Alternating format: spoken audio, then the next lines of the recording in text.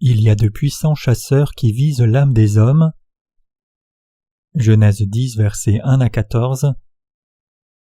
Voici la postérité des fils de Noé, Sem, Cham et Japheth. Il leur naquit des fils après le déluge. Les fils de Japheth furent Gomer, Magog, Madai, Javan, Tubal, Méchec et Tiras. Les fils de Gomer, Ashkenaz, Riphath et Tougarma. Les fils de Javan, Elisha, Tarsis, Kittim et Dodanim. C'est par eux qu'ont été peuplées les îles des nations selon leurs terres, selon la langue de chacun, selon leur famille, selon leur nation. Les fils de Cham furent Cush, Mitzraïm, Put et Canaan. Les fils de Cush, Saba, Avila, Sapta, Réma et Sapteka. Les fils de Réma, Séba et Dédan. Cush engendra aussi Nimrod. C'est lui qui commença à être puissant sur la terre. Il fut un vaillant chasseur devant l'Éternel. C'est pourquoi l'on dit comme Nimrod, vaillant chasseur devant l'Éternel. Il régna d'abord sur Babel, Érec, Akkad et Calné, au pays de Shinéar. De ce pays-là sortit Assur. Il bâtit Ninive, Rehoboth-ir, Kalash et Rézen, entre Niviv et Kalash, c'est la grande ville. Mizraïm engendra les Ludim, les Ananim, les Léabim, les Naphtutim, les Patsurim, les Kalsuim, d'où sont sortis les Philistins et les Caphtorim. Quand le premier monde fut jugé par le déluge, non seulement la famille de Noé a survécu, mais aussi les tribus du nouveau monde après le déluge sont descendues des fils de Noé, Sem, Cham et Japheth.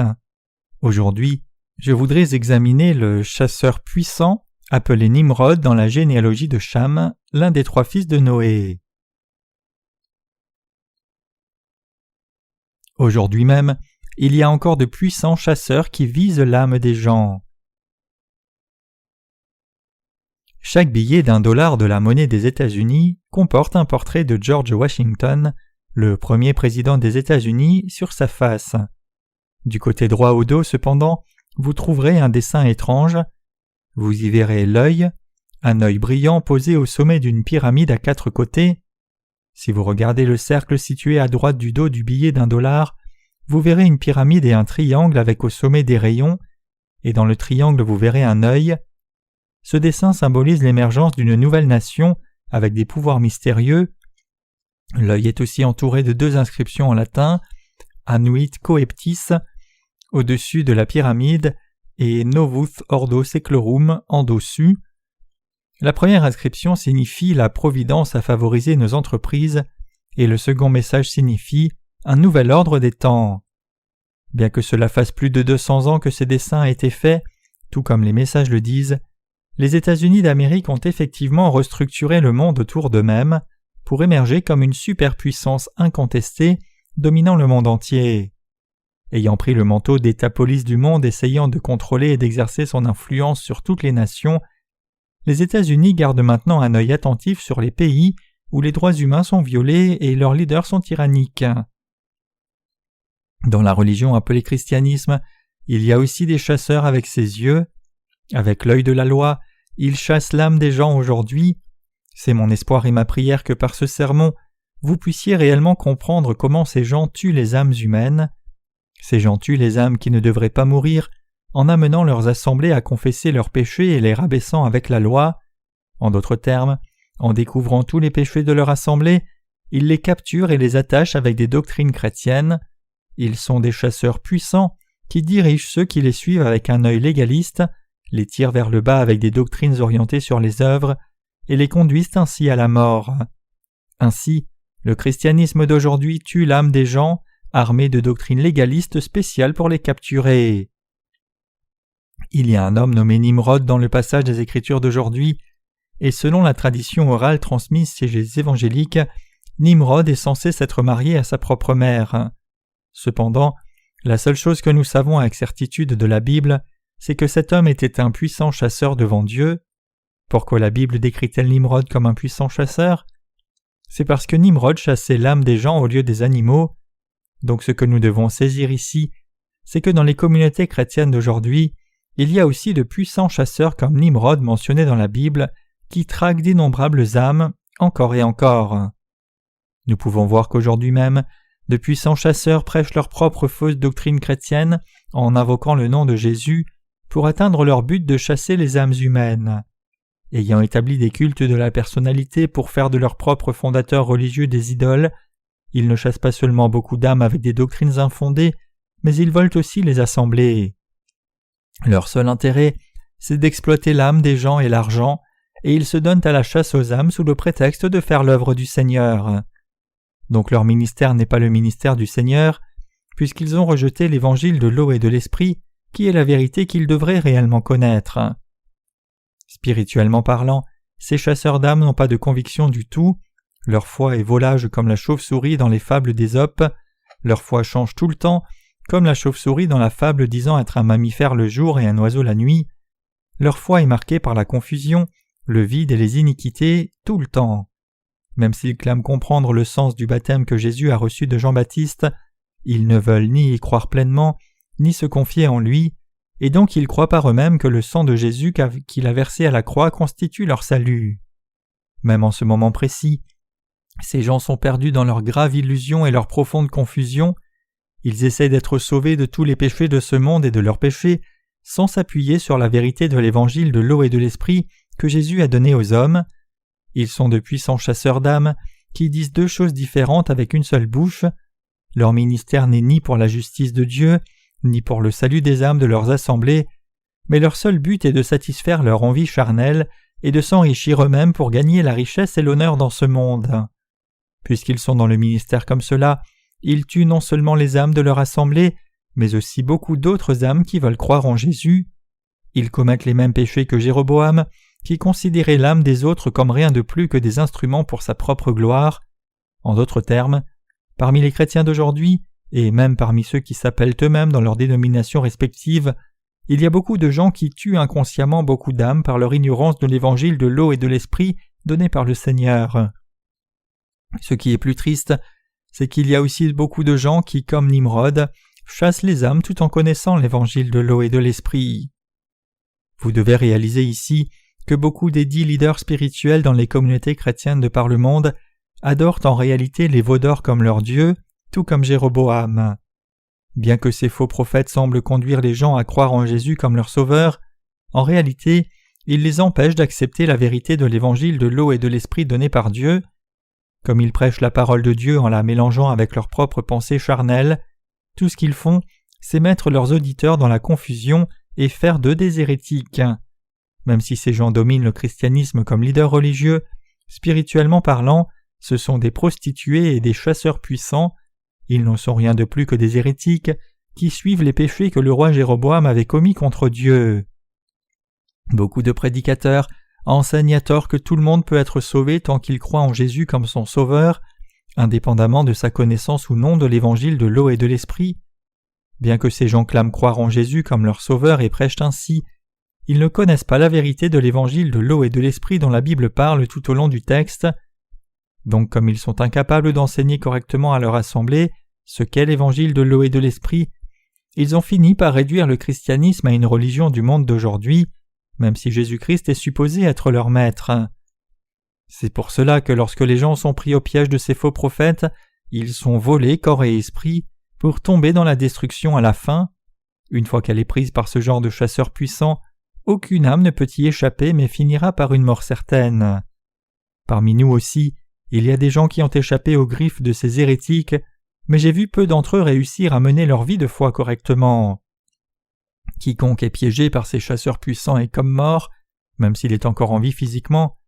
Ces chasseurs n'ont absolument pas de compassion pour les âmes. C'est parce qu'ils ne sont pas juste des chasseurs ordinaires, mais ils sont des tueurs d'âmes humaines et de leur foi. Maintenant même, de puissants chasseurs tournent autour de nous cherchant leur proie. Nous devons être conscients des péchés de Jéroboam et être vigilants. Les leaders chrétiens de nos jours trompent leur assemblée et corrompent leur foi pour qu'ils voient des veaux d'or comme leur Dieu, au lieu de la vérité de l'évangile de l'eau et de l'esprit. Spirituellement parlant, il y a des opportunistes comme les chauves-souris. Nous savons très bien que ces gens ne croient pas dans la vérité de l'évangile de l'eau et de l'esprit. Pire encore, ils clament être nés de nouveau en croyant seulement dans le sang de la croix et non dans l'évangile de l'eau et de l'esprit.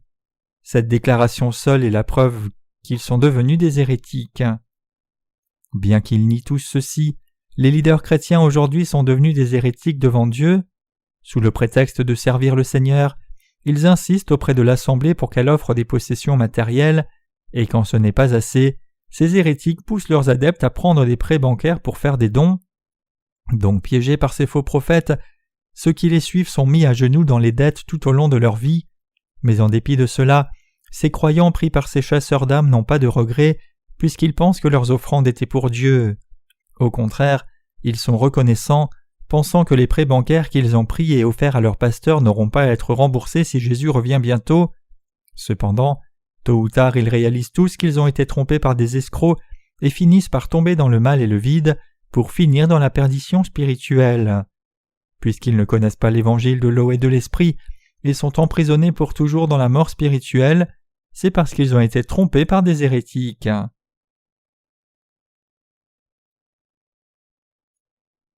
Ces chasseurs puissants sont devenus des hérétiques involontairement, car ils ne connaissent pas l'évangile de l'eau et de l'esprit. Beaucoup de chrétiens sont devenus des hérétiques devant Dieu involontairement, sans même le réaliser eux-mêmes. Comme ils n'ont même pas reçu la rémission de leurs péchés, ils prêchent de fausses doctrines chrétiennes à des convertis potentiels, et donc ils tuent les âmes au lieu de les sauver. Donc même s'ils vont évangéliser dans le monde entier, ils ne sauvent pas plus d'âmes, mais en fait ils les tuent sans même le réaliser eux-mêmes. Maintenant même, c'est au-delà de leur plus folle imagination que de penser qu'ils sont des hérétiques du point de vue de Dieu. Ils ne réalisent même pas combien leurs ministères sont faux aujourd'hui. Le passage des Écritures d'aujourd'hui montre que ces gens sont de puissants chasseurs, mais eux-mêmes sont complètement inconscients qu'ils sont devenus ces chasseurs d'âmes. Il y a un temps où je ne pouvais pas comprendre ce passage, mais je sais maintenant exactement ce qu'il signifie.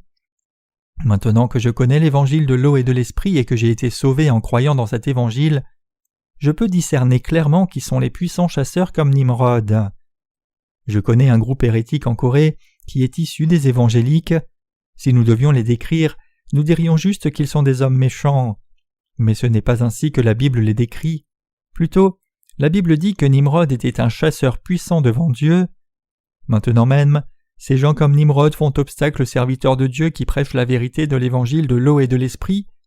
Alors que nous diffusons l'évangile de l'eau et de l'esprit à tous, ils sont effrayés que les forteresses de sable qu'ils ont bâties ne s'écroulent, et c'est pour cela qu'ils s'opposent à nous et font obstacle à ce véritable évangile et sa diffusion. Cependant, l'évangile de l'eau et de l'esprit que nous prêchons dévorera les fausses doctrines qu'ils prêchent. Il est vrai qu'à notre différence, ils sont puissants et riches, mais malgré cela, c'est un acte complètement insensé pour eux d'essayer en ce temps de faire de nous leur proie. Montant toutes sortes d'attaques personnelles contre nous, ils essayent de nous faire entrer dans leur dénomination pour prendre nos âmes et nos possessions, mais ce n'est rien de plus qu'une tentative insensée. Il est clair qu'ils essayent d'enlever les saints de notre Église pour les exploiter. Ils veulent avoir plus de monde dans leur rang pour en tirer encore plus d'argent, tout comme ils ont dérobé leurs propres assemblées jusqu'à maintenant. Mais nous voyons qu'une fois qu'ils ne peuvent plus soutirer d'offrandes à certains de leurs assemblées, ils les rejettent comme de vieilles chaussures. C'est pour cela qu'il est absolument impératif pour vous tous de ne plus être trompés par les hérétiques qui ne croient pas en l'évangile de l'eau et de l'esprit. Ces hérétiques enseignent leur assemblée à agir en stricte observation de la loi. Quand certaines femmes de leur assemblée viennent à l'église avec du rouge à lèvres, ils les reprennent sévèrement en disant « Qu'est-ce que cette chose rouge sur tes lèvres ? As-tu mangé de la nourriture périmée ?» Ils sont prompts à juger la foi de leur assemblée par l'apparence extérieure et la richesse.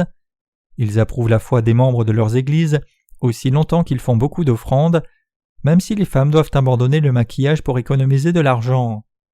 Donc les femmes dans cette dénomination ne mettent pas de rouge à lèvres quand elles vont à l'église, mais elles en mettent dès qu'elles sortent de l'église.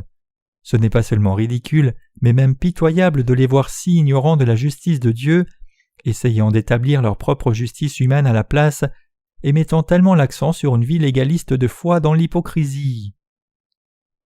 Parmi les membres de ces dénominations, beaucoup finissent par tout perdre sous prétexte d'offrande et quittent seulement après avoir fait une banqueroute complète, à la fois matérielle et spirituelle. Réellement, pour être plus précis, ils ne quittent pas tellement mais on les met dehors. Comme les pauvres âmes sont prises au piège des chasseurs puissants et méchants, elles sont ruinées corps et esprit. Ces faux prophètes sont jaloux du fait que nous diffusons l'évangile de l'eau et de l'esprit à des gens dans le monde entier. Par contre, je dirais une sincère bienvenue à toute réunion, même si les gens ne viennent pas de chez nous, aussi longtemps qu'ils croient dans l'évangile de l'eau et de l'esprit et le prêchent à tout le monde. et je louerai Dieu pour cela. Pourquoi ? Parce que s'il y a un autre groupe qui prêche l'évangile de l'eau et de l'esprit en dehors de nous, nous serions fortifiés encore plus et partagerions la communion ensemble. Ne serait-ce pas si merveilleux puisque nous serions en mesure de prêcher l'évangile de l'eau et de l'esprit avec plus de ressources de temps et de finances ? Combien serions-nous reconnaissants s'il y avait d'autres groupes qui prêchaient l'évangile de l'eau et de l'esprit ? N'êtes-vous pas d'accord ? Combien de gens rencontrerons-nous en une semaine pour leur prêcher l'évangile de l'eau et de l'esprit ? Combien de personnes pouvons-nous réellement atteindre ? Il n'y en a pas tellement. Quand finirons-nous donc de diffuser l'évangile de l'eau et de l'esprit à chaque personne de ce monde ? Les escrocs spirituels non seulement n'aiment pas le fait que nous prêchions l'évangile de l'eau et de l'esprit, mais ils nous attaquent en plus sur des terrains complètement ridicules. Le christianisme d'aujourd'hui est plein de tant de gens comme cela. Même si ces faux prophètes clament conduire beaucoup de gens à croire en Jésus, ils exploitent en réalité leurs âmes pour l'argent au lieu de prêcher l'évangile de l'eau et de l'esprit. Étant donné cela, que pourrait-il être d'autre que de puissants chasseurs devant Dieu ? Même s'ils ont une occasion d'entendre l'évangile de l'eau et de l'esprit, ils n'ont pas le désir de le comprendre ni d'y croire, et ils continuent plutôt de ne croire qu'en le sang de la croix. J'ai toute confiance pour dire que ces gens sont tous des hérétiques, tout comme Jéroboam. Nous rencontrons beaucoup de ces hérétiques comme une routine parmi les leaders chrétiens de ce monde. Bien qu'ils prétendent amener beaucoup de gens à Jésus, ils ne peuvent pas vraiment prêcher l'évangile de l'eau et de l'esprit, qui est ce qui purifie réellement chacun de ses péchés. Au lieu de cela, ils croient que seul le sang de Jésus constitue l'évangile du salut. Ils croient cela parce que c'est ce que leurs leaders leur ont enseigné, clamant avoir reçu la rémission des péchés en croyant seulement dans le sang de Jésus seul. Le monde entier souffre de ces puissants chasseurs avec cette foi. En prêchant leurs faux évangiles et leurs fausses doctrines, ils empêchent beaucoup de chrétiens de recevoir vraiment le Saint-Esprit dans leur cœur, rendant vain pour eux de croire en Jésus. Si quelqu'un a du péché dans son cœur, alors le Saint-Esprit ne peut pas demeurer dans son cœur même s'il croit en Jésus. Maintenant même, beaucoup de chrétiens croient seulement dans le sang de Jésus à la croix, et par conséquent ils vont à l'église sans même réaliser qu'ils sont eux-mêmes devenus de terribles chasseurs devant Dieu. Ils doivent tous se réveiller aussi vite que possible et réaliser que leur foi est en déroute. Maintenant même, ils doivent se détourner et croire dans l'évangile de l'eau et de l'esprit. Même en ce moment précis, combien de faux prophètes font des gens leurs adeptes et leur volent leurs possessions ? Nous devons être capables de voir clairement la fraude commise par ces hérétiques. Combien ces puissants chasseurs sont-ils abominables du point de vue de Dieu ? Il serait tellement préférable pour eux de ne pas prêcher du tout, plutôt que de prêcher un faux évangile à la place de l'évangile de l'eau et de l'esprit. Loin de prêcher l'évangile de l'eau et de l'esprit, le vrai évangile du salut, ils prêchent en réalité un faux et demi-évangile à ceux qui désirent croire en Jésus, tuant ainsi leurs âmes. Ces gens doivent se repentir, revenir au Dieu de vérité et recevoir la vraie rémission des péchés en croyant dans l'évangile de l'eau et de l'esprit. Ils sont les puissants chasseurs devant Dieu, et ils sont les méchants qui ne peuvent faire autrement que d'être maudits pour toujours avec le diable. Maintenant même, ils voyagent dans le monde entier cherchant des âmes perdues, et quand ils les trouvent, ils prêchent un faux évangile. Quand on voit cela à la lumière de la vérité de l'évangile de l'eau et de l'esprit, ces gens sont si ridicules. Le problème est qu'il y a tant de ces gens autour de nous. Spirituellement parlant, ces gens sont les descendants de Cham. Ceux qui seront maudits par Dieu s'opposent à sa justice jusqu'à la fin. La justice de Dieu est révélée dans l'évangile de l'eau et de l'esprit que Dieu nous a donné. Ceux qui s'opposent maintenant à l'évangile de l'eau et de l'esprit s'opposent vraiment à la justice de Dieu par leur ignorance. Les chasseurs d'âmes d'aujourd'hui ignorent la vérité de l'évangile de l'eau et de l'esprit qui contient la justice de Dieu, et cela revient à commettre la même chose que d'ignorer Dieu. Ils sont aussi les ennemis de Dieu, ayant rejoint les rangs des puissants chasseurs comme Nimrod. Malgré cela, nous devons toujours avoir de la compassion pour eux, et nous devons les conduire sur le bon chemin pour qu'ils puissent aussi recevoir la rémission des péchés par l'évangile de l'eau et de l'esprit. Quand nous recevons la rémission des péchés en croyant dans l'évangile de l'eau et de l'esprit, il semble d'abord que nos défauts et faiblesses soient encore plus exposés. C'est parce que pendant tout ce temps, notre méchanceté fondamentale et nos pensées charnelles étaient cachées dans nos cœurs, et ce n'est que maintenant qu'elles sont exposées. Donc certaines personnes regardent la foi des justes en ne considérant que leurs manquants visibles de la chair, mais en faisant cela, ils s'opposent à la justice de Dieu pour être maudits éternellement à la fin. Cham a commis ce péché, Quand Cham a vu la nudité de Noé, son leader et son père, au lieu de le couvrir, il en a fait toute une affaire, et Cham a ainsi ignoré l'autorité spirituelle établie par Dieu et a été maudit par lui, et c'est pour cela que son descendant Nimrod est devenu un chasseur puissant devant Dieu. De même, quiconque ne croit pas dans la justice de Dieu est maudit pour toujours, corps et esprit. Pour tout le monde, à moins de croire dans l'évangile de l'eau et de l'esprit de tout votre cœur, votre âme ne peut pas recevoir la rémission des péchés, et vous serez maudit par Dieu à la place. Les gens deviennent de puissants chasseurs prêchant un faux évangile devant Dieu parce qu'ils sont ignorants de l'évangile de l'eau et de l'esprit, ou parce qu'ils n'y croient pas même s'ils le connaissent. Nous ne devrions jamais nous permettre de devenir les serviteurs du diable en suivant les pratiques méchantes et la fausse foi de ces chasseurs puissants. Peu importe combien nous pouvons être insuffisants dans ce monde, nous sommes toujours le peuple de Dieu et ses serviteurs, car nous prêchons l'évangile de l'eau et de l'esprit. Même si cela prend beaucoup de temps pour que l'évangile de l'eau et de l'esprit que nous diffusons atteigne chaque personne dans le monde entier, nous devons continuer de dévouer toute notre énergie à proclamer ce véritable évangile. Les chrétiens d'aujourd'hui, en prêchant un faux évangile au nom de Jésus, tuent en réalité l'âme de gens. Ils doivent tous réaliser leurs péchés aussi vite que possible et s'en détourner. Dieu dit à Noé et ses fils, « Tout ce qui se meut et qui a vie vous servira de nourriture. Je vous donne tout cela comme l'herbe verte. Seulement vous ne mangerez point de chair avec son âme, avec son sang. » Genèse 9, versets 3 à 4. Ce passage signifie que nous ne devons pas diffuser un faux évangile pour tuer les âmes humaines. Si vous mangez de la viande, alors au passage il est inévitable de manger ne serait-ce que des traces de sang qui restent dans la viande. Donc ce passage ne signifie pas réellement que vous ne devez pas manger de sang, mais il signifie que vous ne devez pas tuer l'âme de quelqu'un.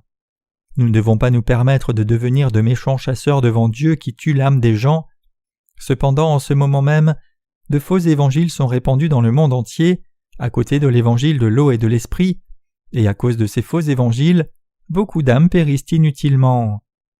Même pour nous qui prêchons maintenant l'évangile de l'eau et de l'esprit, beaucoup de limites sont apparentes dans notre chair.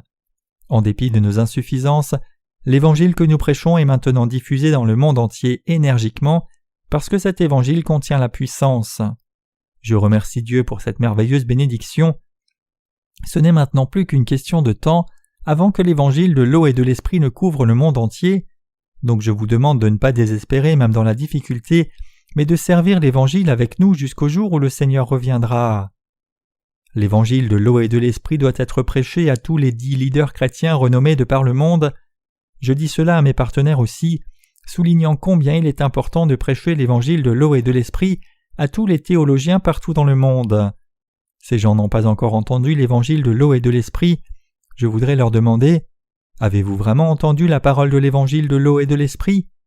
Maintenant même, toute personne de par le monde entier doit écouter l'évangile de l'eau et de l'esprit, y croire, et ainsi être vraiment sauvé de tous les péchés qui sont dans son cœur.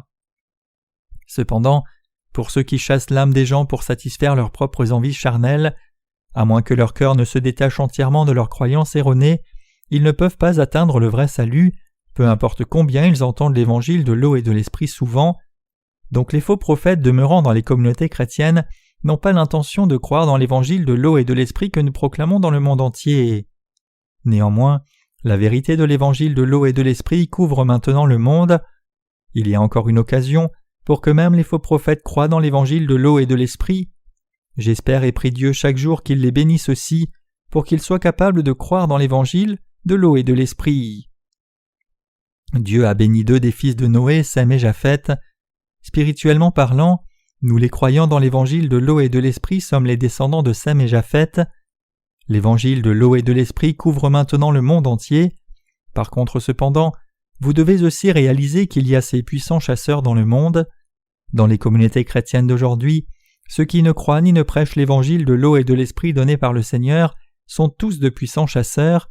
En d'autres termes, si les chrétiens eux-mêmes tuent d'autres âmes avec un faux évangile, alors ce ne sont autres que de puissants chasseurs devant Dieu. Quiconque s'oppose à l'évangile de l'eau et de l'esprit est un puissant chasseur devant Dieu. Ces gens sont tous de faux prophètes du point de vue de Dieu. Quand Jésus reviendra, notre Seigneur les jugera justement. Aucun chrétien ne devrait jamais se permettre de devenir un puissant chasseur spirituellement devant Dieu. Nous avons maintenant le devoir de prêcher aussi l'évangile de l'eau et de l'esprit à ce genre de personnes. Même s'il peut sembler que nous n'ayons pas accompli grand-chose devant Dieu, l'évangile de l'eau et de l'esprit est réellement diffusé dans les coins éloignés du monde, grâce à Dieu qui nous a bénis matériellement et spirituellement. Ayant maintenant été traduit dans la plupart des langues majeures, l'évangile de l'eau et de l'esprit est proclamé dans le monde entier.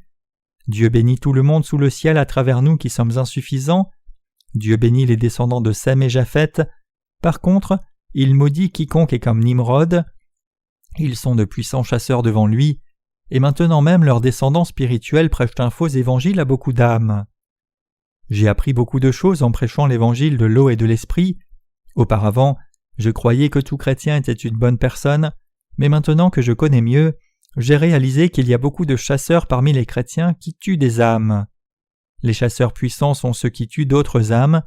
Ils sont des religieux professionnels qui ont des positions cléricales dans les communautés chrétiennes. Pour leur richesse matérielle, ils exploitent des âmes et les tuent, tout en invoquant la parole de Dieu. Cependant, même si notre nombre est faible et nos capacités limitées, Dieu nous a tant bénis que par nous, l'évangile de l'eau et de l'esprit atteint chaque coin du monde avec un impact énorme. Donc nous devons être reconnaissants à Dieu pour cela. Même si vous ne pouvez pas être impliqué directement dans l'œuvre de la diffusion de l'Évangile, si vous unissez votre cœur à la justice de Dieu, il vous bénira pour pouvoir prêcher cet Évangile dans le monde entier. Je rends grâce à Dieu de nous avoir donné l'Évangile de l'eau et de l'Esprit et nous avoir sauvés des péchés du monde. Jusqu'à ce que chaque personne qui vit sur cette planète connaisse l'Évangile de l'eau et de l'Esprit, nous devons tous faire l'œuvre de Dieu par notre foi en sa justice. Alléluia.